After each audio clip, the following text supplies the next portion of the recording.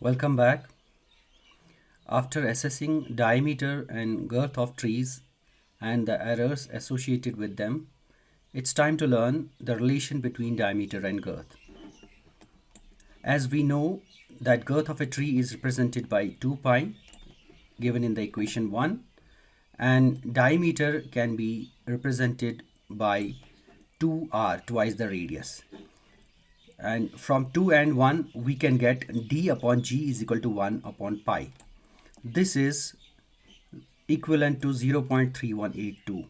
So this is the relation between tree diameter and tree girth. If we assess any one of them, we can convert one of them into the other. The ratio of diameter to girth varies from species to species, and for some Indian species this ratio has already been estimated by some workers. Acacia catechu, it is 0.3104, Bombyx ceiba 0.3135, Cedrus deodara 0.3136, and Pines roxburghi 0.3093. Not much of the difference between them. Now we have a formula for converting diameter over bark into diameter under bark.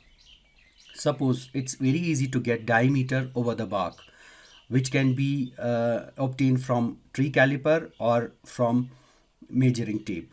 Now if we want to have diameter without bark, what's the procedure to get that? Now let's first concentrate on this diagram, wherein we have r dash, this, which is radius including the bark, and this r, which is radius excluding the bark. This will form the basis of finding diameter under bark. And if we subtract r dash, that is radius over bark, minus r, that is radius under bark, we get bark thickness. And there is an instrument called as Swedish bark gauge, which you can see here in the figure. It is inserted from over the bark until it touches the wood inside. Now it has a graduated scale which will directly give you the thickness of the bark. Now, but we know that thickness of the bark is not uniform around the circumference, around the girth of the tree.